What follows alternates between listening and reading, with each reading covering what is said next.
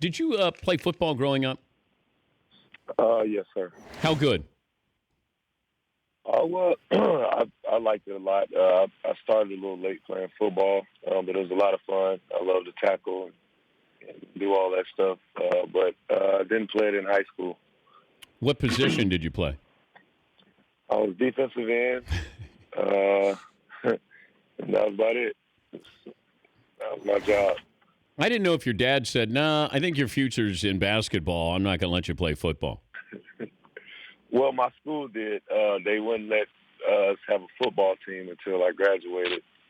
Then we kind of had football the next couple of years. So I was also. yeah.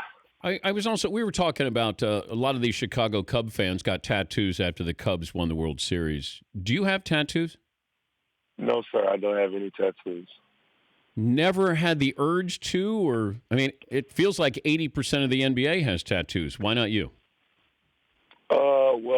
Just my religious beliefs. But I think that they look awesome. I just never had any on my body. I was always taught that my body was my temple. But I think they look good. I think tattoos are awesome. It's just I won't have any on my body.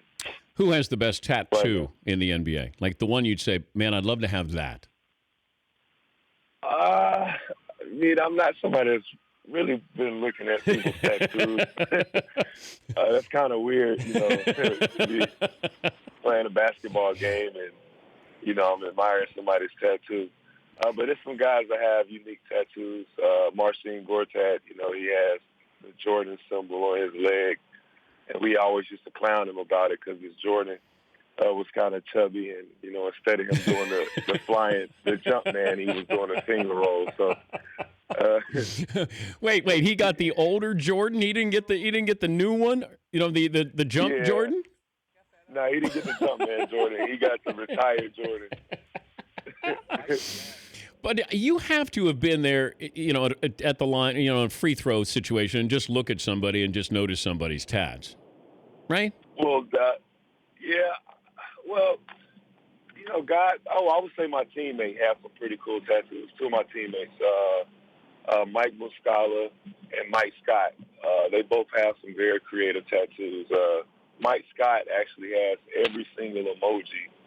Like, he got the smiley faces, the mad face. He has almost all the emojis, like, around his neck. Yeah, that might be a little too much. Yeah, it's crazy, but it's actually a good idea. Like, I thought that was pretty cool. And then Muskie, he has the Super Mario tatted, which is pretty dope. He's Dwight Howard of the Hawks. They got the Cavaliers coming up. Now, you missed playing against Jordan by 1 or 2 years? Yeah? Yes, sir. Did you ever did you play pickup with him? Did you ever talk to him about wanting to get a piece of him? No, sir. I met him in high school at his basketball all-star game. But other than that, I didn't really get a chance to see Mike at all. Wish I would have had an opportunity to. But, I missed it by a couple years. Does it feel like it's drama-free in Atlanta? Like that you're almost exhaling and just playing basketball and there's nothing else that outside interferences here? Well, I just feel like with everything that, has happened, throughout my career, it has kind of led me to this point. I think that, your past doesn't really define who you are. I think your past, it makes you, it shapes you into the person that you will be. And, that's how I look at it. And I think all the situations that I've encountered by playing in the NBA for just my 13th season has really molded me for this opportunity here in Atlanta, and it's given me, a little bit more freedom. Do you have any conversation with James Harden on Saturday night? Not really. He's not one of those guys that really talks, on the floor.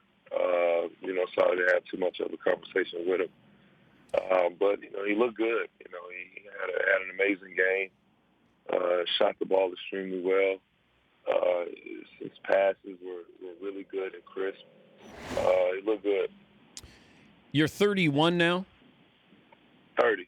30. Oh, 30. sorry. Yeah, Sorry. I 30. didn't mean to bump you up there. What would you tell a 19-year-old Dwight Howard?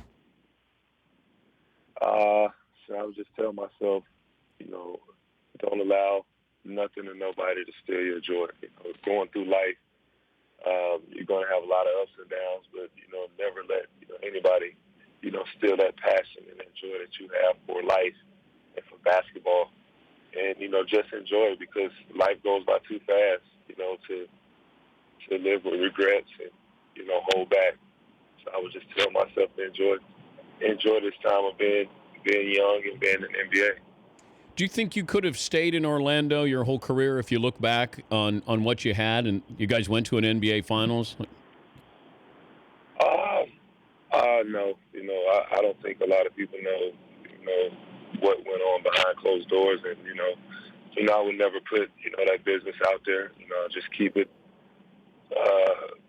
keep it in the future. But there's a lot of things that happened behind closed doors. But, that happened in the past. It's made me a stronger person, no doubt. I had a great time in Orlando.